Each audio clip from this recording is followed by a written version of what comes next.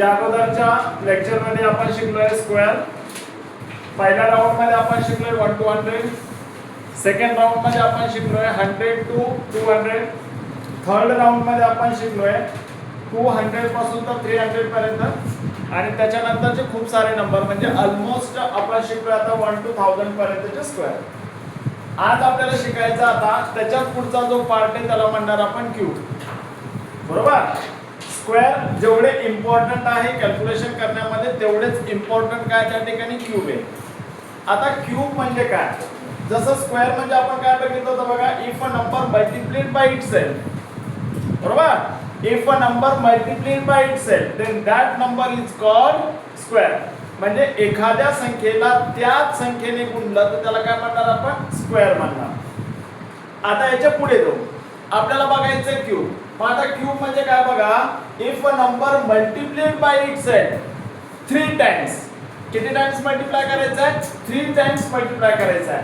जेव्हा आपण एखाद्या संख्येला त्याच संख्येने 3 टाइम्स मल्टिप्लाय करू तेव्हा त्याला काय म्हणणार, क्यूब म्हणणार. किंवा मराठीमध्ये त्याला काय म्हणतात, घन म्हणणार. काय म्हणणार, घन म्हणणार. If a number multiplied by itself 3 times then that number is called cube. एखाद्या संख्येला त्याच संख्येने 3 टाइम जेव्हा 3 वेळा जेव्हा आपण काय करणार, मल्टिप्लाय करणार तेव्हा त्या नंबरला काय म्हणणार मला सांगा, क्यूब म्हणणार. आता फॉर एक्झाम्पल बघा, 1 to 10 पर्यंतचे क्यूब तुम्हाला लर्न पाहिजे. कुठून कुठपर्यंतचे, 1 to मग आता मी ते लिहितो की 1 चा क्यूब आहे.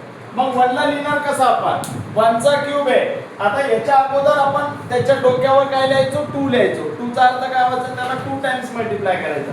आता याच्या डोक्यावर काय लिहितोय आपण, 3 लिहितोय. याचा अर्थ काय होणार की 1 ला किती वेळा मल्टिप्लाय करणार, 3 times. 1 into 1 into 1 that is 1.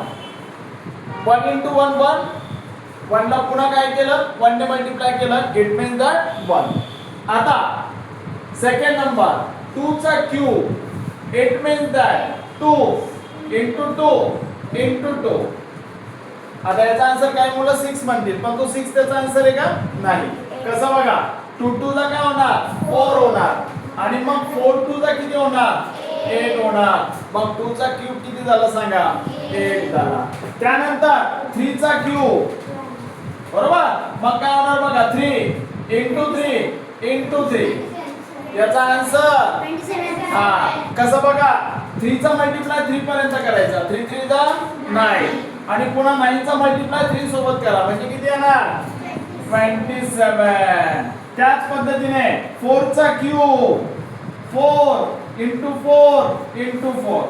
4 4 चा किती होणार, 16 आणि 16 4 चा किती होणार, 64. ओके.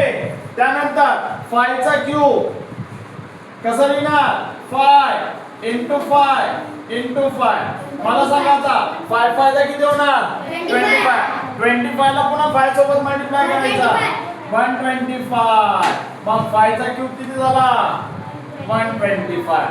आता 6 चा क्यूब इथे लिहिणार आपण, 6 चा क्यूब कसं लिहिणार, 6 into 6 into 6.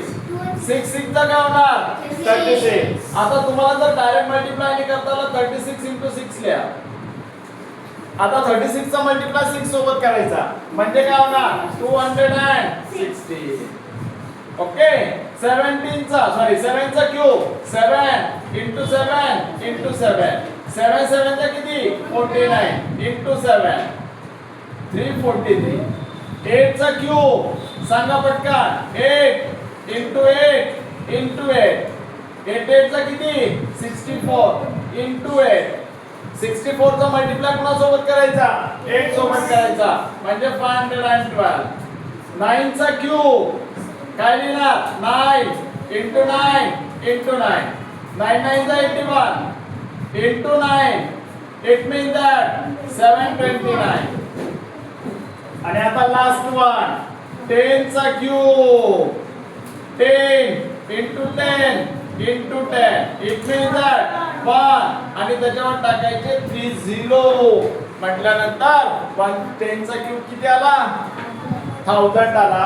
या पद्धतीने तुम्हाला 1 to 10 पर्यंतचे टोटल नंबर क्यूब काय करायचा आहे, लर्न करायचा आहे. अंडरस्टँड.